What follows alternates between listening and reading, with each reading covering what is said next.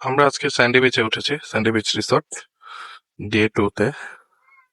কিছুটা অ্যাম্বিয়েন্সটা ভালো outdoor, but room সার্ভিসটা আমার ভালো লাগেনি।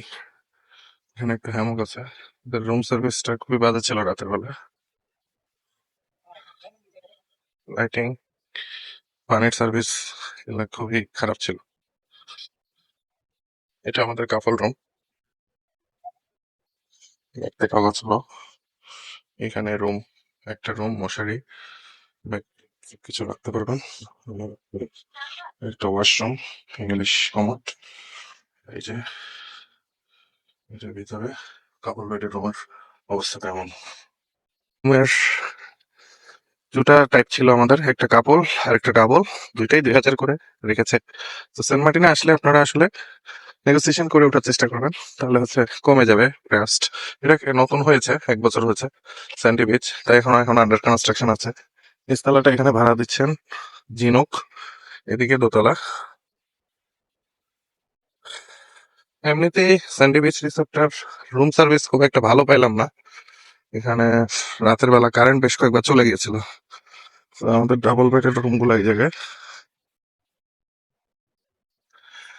স্যান্ডি বিচ রিসর্ট, এদিকে নারিকেল গাছ প্রচুর, এখান থেকে সমুদ্র দেখা যায়। এখানে একটা লাভ পয়েন্ট করেছে, রাতের বেলা লাইটিং হয়। এই জায়গায় নারিকেল বাগান দেখতে পাচ্ছেন, কিছু বিজিবির সদস্য এখানে পোস্টে পাহারা দিচ্ছে। তো সিকিউরিটির দিক থেকে ঠিক আছে, বাট রুম সার্ভিসে আসলে খুব একটা ভালো সুবিধা আমি পাইনি। এখান থেকে এদের বিচ ভিউটা, আমাদের কাপল বেডের রুমটা এখানে। রুম ঠিক আছে, স্ট্রাকচারালি সবকিছু ঠিক আছে। হিটিং পয়েন্ট, রুম থেকে সি ভিউ,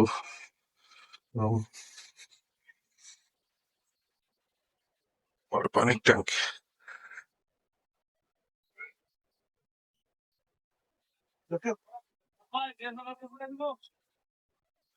এখান থেকে সরাসরি বিচ করা যায়। স্যান্ডি বিচ রিসোর্টের এই জায়গাটি আমার খুব পছন্দ হয়েছে। হ্যামকে দোলনি খেতে খেতে সমুদ্র পাড়ের দৃশ্য দেখা। সেন্ট মার্টিনস দ্বীপটি প্রাকৃতিক সৌন্দর্য ও জীববৈচিত্র্যের জন্য বিখ্যাত। এখানের প্রবাল প্রাচীর, সমুদ্র সৈকতে সাদা বালু এবং পরিষ্কার পানির মধ্যে বিপুল পরিমাণ সামুদ্রিক প্রাণী দেখা যায়। দ্বীপের আশেপাশে বিভিন্ন ধরনের মাছ, কচ্ছপ ও অন্যান্য সামুদ্রিক প্রাণী বসবাস করে। এটি একটি আদর্শ স্থান প্রকৃতি প্রেমীদের জন্য। দেখছেন জেলেরা হরেক রকম মাছ ধরছে। এই জালে ম্যাক্সিমাম চাপিলা মাছই ধরা পড়েছিল। তো এখানে তারা সমুদ্রের পাড়ে এগুলো বাছাই করে। সমুদ্র পাড়ে হঠাৎ আমরা একটি শুটকির দোকান দেখতে পেলাম। দেখি এখানে দাম কেমন। আমরা যতটুকু ভেবেছিলাম যে জেটিঘাট থেকে শুটকি নিতে হবে, বাট এখানে যিনি শুটকি বানান তার সাথে কথা বলে যতটুকু বুঝেছি যে জেটিঘাটের যারা দোকানদার তারা ওনাদের থেকেই এই শুটকিগুলো নিয়ে থাকেন। তবে উনি আমাকে বলল যে ওনারা কুরিয়ার সার্ভিসও এটা প্রোভাইড করেন। ডিপেন্ড অন ট্রাস্ট, কারণ এখানে তো কুরিয়ার সার্ভিস খুঁজে পাবেন না। তো ওনারা যখন টেকনাফ যান তখন ওনাদের এই ফোন নাম্বারে যোগাযোগ করলে ওনারা এটা ডেলিভারি নিশ্চিত করেন বিকাশ বা নগদের পেমেন্টের আপনার মাধ্যমে। একমাত্র প্রপার শুটকি বিক্রেতা এবং নিজের হাতে বানায়, ওই জায়গাটায় দেখাও। এই যে মনির ভাই, আমরা নাম্বার দিয়ে দিব আপনার। এই শুটকি কেমনে বানাচ্ছে ওই জায়গাটা।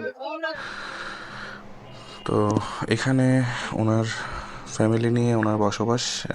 ঠিক শুটকি বোলের পিছনে উনি থাকেন, এটা ওনার ছেলে। সো ফ্যামিলি নিয়েই এই ব্যবসা করেন যতদিন সিজন থাকে সেন্ট মার্টিনসে। দেখছেন লাক্কা শুটকি। আমি এই শুটকিগুলো নিয়েছি 1200 টাকা করে, আর যেগুলো ছুরি শুটকি ছিল সেগুলো 900 টাকা করে রেখেছে। আর এই যে জায়গাটি দেখছেন, এখানে ওনারা সমুদ্রের থেকে যে মাছগুলো কিনে নেন জেলেদের থেকে, এগুলো প্রসেস করে কেটে ওয়েস্টগুলো বাদ দিয়ে তারপরে এখানে অর্গানিকভাবেই শুকান। সো এই যে ছুরি শুটকিগুলো, সো এখানে আসলেই আপনারা খুব ভালো মানের শুটকি পেতে পারেন। খুব সুন্দরভাবে উনি প্যাকিং করে দেন যাতে আপনাদের ক্যারি করতেও সুবিধা হয়। তো বিভিন্ন রকম সামুদ্রিক মাছের শুটকি এখানে পাবেন। সেন্ট মার্টিনের জেটিঘাট, এ হলো আল্লাহদান রেস্টুরেন্ট। আমরা আজকে দুপুরে এখানে লাঞ্চ করছি, খুবই ভালো খাবার মান। দ্বীপের মূল জীবিকা হলো মাছ ধরা, আর স্থানীয় সাধারণ মানুষরা জীবিকার জন্য এইসব মাছ ধরেন। তবে পর্যটকদের জন্য এই যে মাছগুলো কেটে হোটেল মালিকরা পরশা সাজিয়ে রাখেন, তো আপনারা এখানে অর্ডার করতে পারেন লাইভ ফিশ।